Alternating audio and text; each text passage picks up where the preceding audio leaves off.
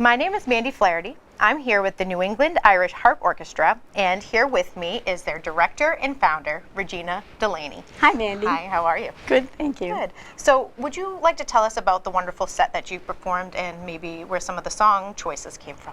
Oh, sure. So we started out with a set of slip jigs, and so slip jigs are dance tunes, Irish dance tunes.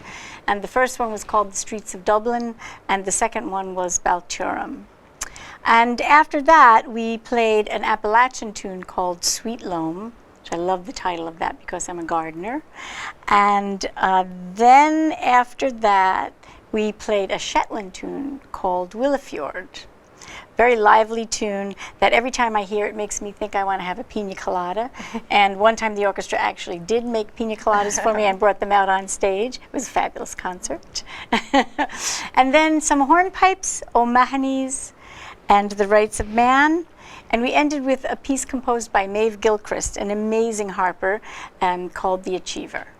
Wonderful. So how did your orchestra come to be? How did it come together? Well, there's a story. You have an hour? So I studied with Janet Harbison over in Ireland, and she was the founder and director of the Belfast Harp Orchestra. And I loved the sound of all of the harps together. I just thought that was beautiful. And I kept asking Janet when she was going to come over to the United States and start a harp orchestra in the United States. And she never did. And so finally I just said, well, we'll just do it, even though I know nothing about directing or starting an orchestra or anything like that. And I just kind of brought all my students and said, hey, you're playing in the orchestra. And that's kind of how it started. And that was 16 years ago. Wow. Hello, Quincy. My name's Eileen Fontenot, and I'm one of the librarians at the Thomas Crane Public Library. And today I'm here with local poet Donna Stein. Welcome, Donna. Well, thank you for having me, Eileen. Tell me a little bit about yourself and your background. Well, I started writing or reciting, presumably before I could read, reciting poetry to my mother, which she thought was some miraculous thing. Yeah. But I suppose I was influenced by fairy tales and poems that she read to me. Oh. So I probably wasn't very original.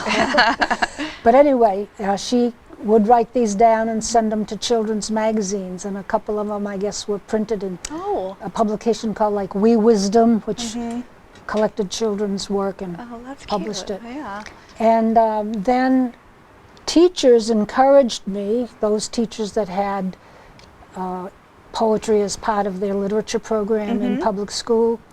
And I suppose that was a dangerous thing, because then I began to think it was something pretty cool. Right. And kept on doing it. Yeah, and was on the board of the literary high school magazine, and then on the college magazine, and so on. And then you that went kind on of from thing. there. Yeah. Yes, that's about it. Yeah.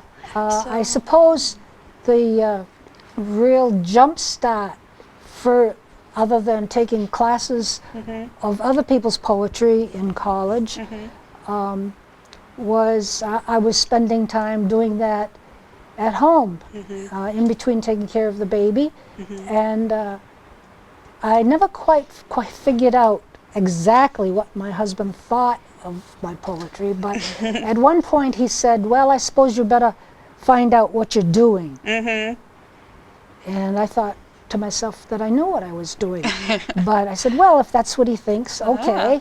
I'll so show him. I signed up for a poetry class at Harvard and was accepted. That's great. And then went on to work with Kathleen Spivak in a Radcliffe Seminars program, and met other people who did the same thing, and I thought, well, gee, this is okay.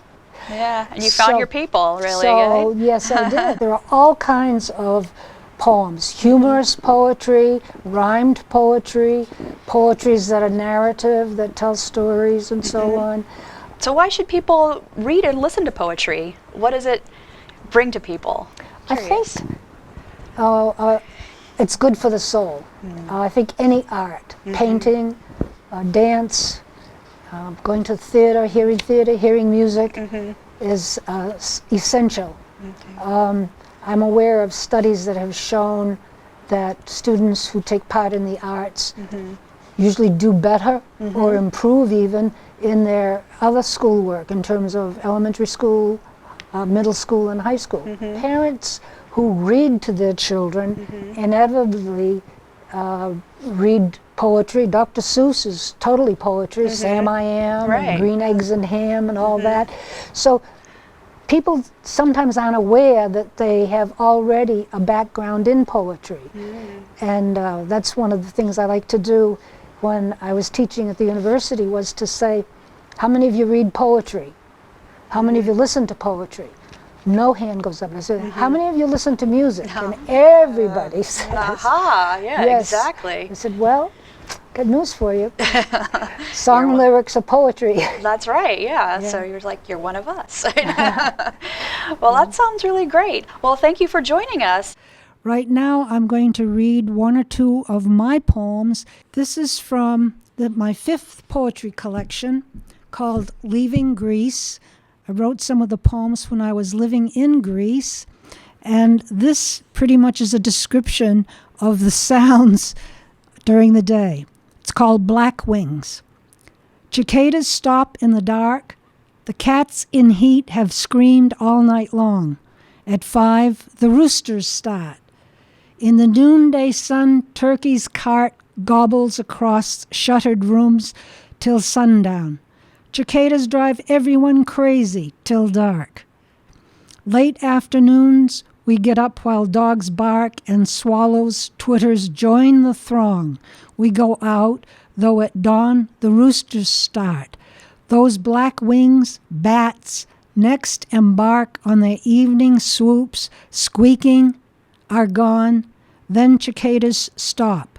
Lovers kiss in the park. At 5 a.m., the roosters start.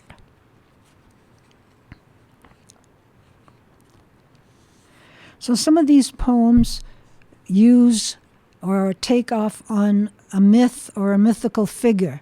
Some of you remember Circe, who presumably turned Odysseus' sailing companions into swine, pigs.